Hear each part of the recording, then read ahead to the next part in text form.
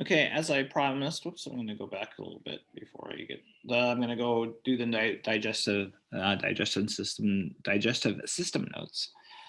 So this is EQ 1 and 2, I believe. How do we digest the food we eat? So the first part of these notes, well, oops, I lied. I was going to say we were identification, but I want the functions. We're going to start with the functions. We're going to talk about the mechanical and chemical breakdown of food. I talked a little bit about that in lecture, or not in lecture, in class today.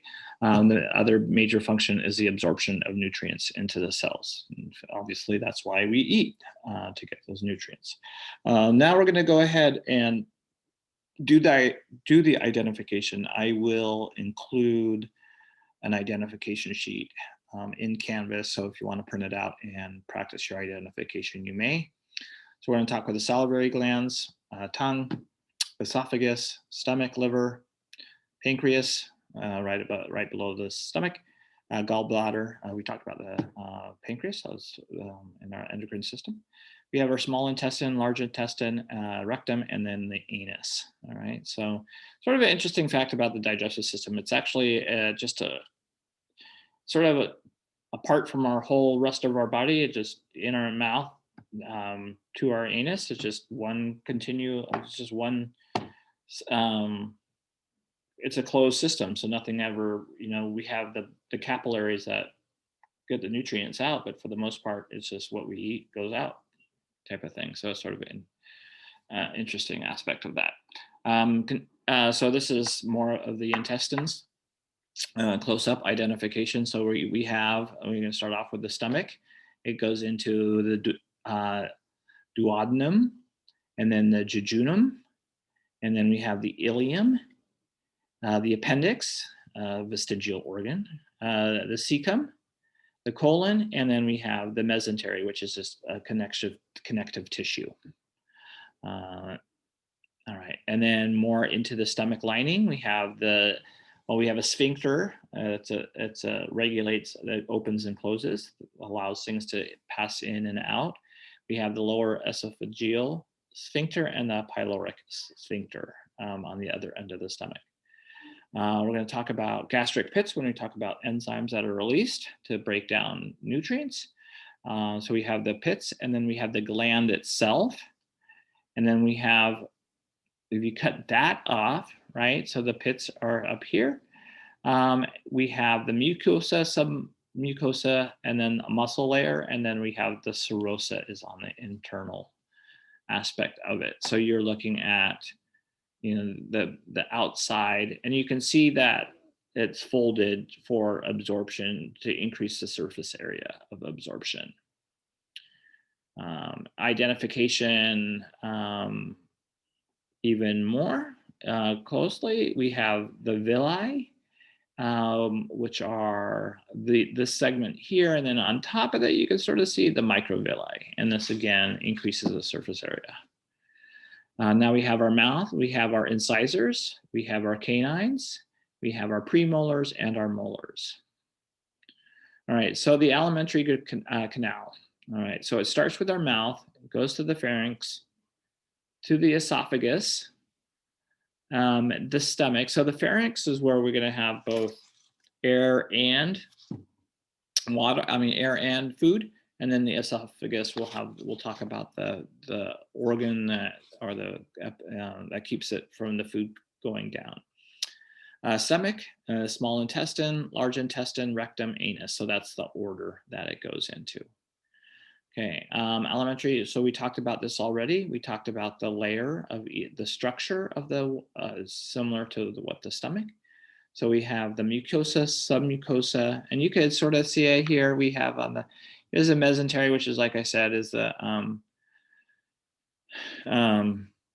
so it's on the outside, so it's inner to outer, right? So we have the mucosa here. Yes, and then we have the serosa, and then we have the muscle layer. So the serosa is here, and then we have the muscle layer here, and then the submucosa, and then the mucosa. Wait, oh, sorry, I went the wrong way. Mucosa, oh, sorry.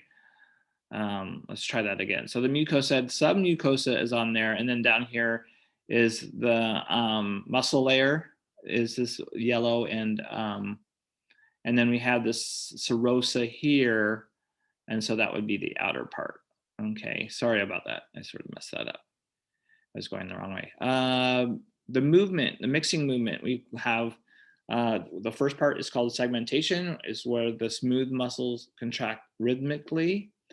It mixes with digestive enzymes. And then we have propelling movements where we have what we call peristalsis, which is a wave-like motion, and that pushes through contents. All right. So this is segmentation. Circular muscles contract, breaking chyme into even smaller pieces until chyme is thoroughly mixed with the digestive juices. And here we have the peristalsis, where you have ring-like peristaltic contractions that push the food in a direction. All right, so how does digestion work? So it receives the food and begins digestion. As I told, mastication is actually the fancy term for chewing food. Then we have the salivary glands, which secretes the saliva, helps us smell, see, taste, and thinks about food. It contains the enzyme amylase, which breaks down the complex carbohydrates. So that's where we start breaking down the food. It contains the lips, cheek, tongue, and palate, and the forms of bolus, and then we sound. So the bolus is just a fancy word for the food that, is that goes down our esophagus. So the teeth break it down into smaller pieces. This is mechanical digestion. We have our primary teeth, which is deciduous, which means that it will come out. Secondary teeth, which are permanent. And then the enamel covers wears around with age. We do not recreate enamel. All right, and that's what they. So the esophagus is a straight collapsible tube. It's about 25 centimeters long, positioned below the pharynx and behind the trachea, penetrates the diaphragm through an opening called the esophageal hiatus. A bulge at the hiatus results in hiatal hernia. So there's different forms of hernia, and that's just one of them. We have two constricting, entering and exiting valves, I guess. They're called sphincters. Like circular muscular valves. The lower one opens from the esophagus and prevents the backflow of acid into the esophagus, because we wouldn't want that. And the pyloric is the opposite. It contains gastric emptying into the small intestine, and again, we don't want it to go back. The glands within the stomach, they contain the pits, which are the small openings that secrete the juices. And we have the three types of secretory cells. We have the mucus cells, the chief cells, and the parietal cells, and you will need to know those. So the mucus cells secrete the thin mucus in the inner lining of the stomach. This is viscous and alkaline. So it provides viscous, which thick alkaline secretions, which coats the inside of the stomach. The chief cells secrete the enzyme pepsinogen, which breaks down protein or digests proteins, right? Which, when exposed to hydrochloric acid, forms pepsin. Okay, so that's important. So a pepsinogen exposed to hydrochloric acid forms pepsin, and then pepsin digests the proteins. The parietal cells secrete hydrochloric acid. It's an intrinsic factor which allows the small intestine to absorb. It also, secretes an intrinsic factor which allows it to absorb B12, and that's really important. Chyme is a mixture of the food and the gastric juices. It's primarily made from fats and spends about 3 to 6 hours in the stomach. Proteins and carbohydrates pass more quickly, and with the carbs passing the fastest. And that's why we get most of our energy from the carbohydrates. So the liver, divided into right and left. So between 7 and 10.5 centimeters, 2.5 to 3.5 pounds. The functioning unit of the liver is the hepatic lobule. It consists of what we call hepatic cells, right? What does the liver do? Carbohydrate metabolism by maintaining normal concentrations of blood glucose. It oxidizes fatty acids, and it synthesizes lipoproteins, phospholipids, and cholesterol. Right, so those are our fats and steroids and things like that, converting portions of carbs and protein molecules into fat molecules. Okay, so that's what we if you're, that's why we eat carbs and we don't use it, it can turn it into a fat molecule because it's still the carbon, hydrogen, and oxygen. It involved in protein metabolism. It stores glycogen, iron, and vitamins A and D. The macrophages destroy damaged blood cells and phagocytize foreign antigens. So it just sort of eats it up, right? So that's what they do is they get rid of the damaged blood cells and they break them down. And then it removes the toxic substances such as alcohol from blood and secretes bile. That's why, alcoholics have poor liver function because it's sort of overused, all right? And then here's the video of what the liver does. What is bile? Secreted from the liver. Yellowish green liquid that hepatic cells secrete, contains salts, cholesterol, electrolytes, and bile pigments, which include bilirubin and biliverdin.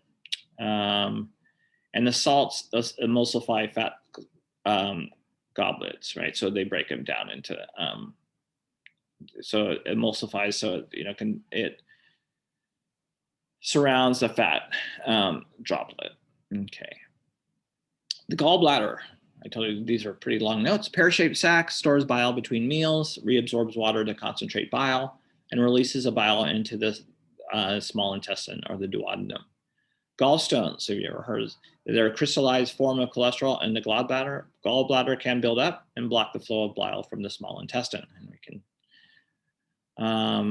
The pancreas, we talked about it before in the endocrine system. It does secrete a lot of enzymes. We have amylase, lipase, nuclease, and proteolytic enzymes. All right. So not only does it, secrete the insulin, but the exocrine, right, it sends it to somewhere else, right, to the duodenum. And so it breaks down carbohydrates, lipids, nucleic acids, and proteins. So that's really important. Small intestine receives the secretions from the pancreas and the liver, completes digestion of the nutrients in the chyme. In chyme, absorbs the products of digestion. So this is where your absorption happens, right? So the stomach is pretty much just digestion. Small intestine is absorption. So it's really wrapped around in blood in capillaries. So it's about 6 meters long, all right? There's 3, duodenum, jejunum, and ileum. The villi increase the surface area, right? It composed of blood vessels and nerves, absorb the nutrients, and the nerve impulses are they just there for the activity of the intestines. Okay. Secretions of the small intestine. Again, we have a lot of, you can see these mostly carbohydrates, sugars, right? We do have the peptidases for the protein, and we have the lipase for the lipids, but we have sucrase, maltase, and lactase, just different forms of sugar that is broken down. It is covered in mucus to help things pass through, and it helps with the absorption. Movements, we talked about segmentation and peristalsis. It can take 3 to 10 hours.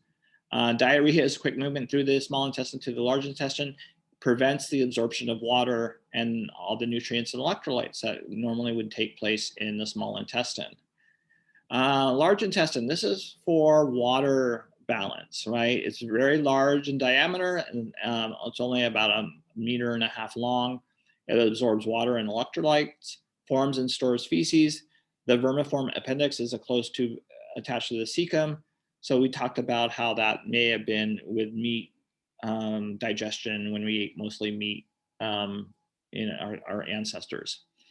It does not contain villi because there's no real absorption going back. It's just pretty much water. We'll talk about water and electrolytes, right? So there's really just, we have bacteria, and that's the real only digestive function that takes place in the large intestine. It secretes mucus that protects the wall, binds the particles to form fecal matter, and controls the pH.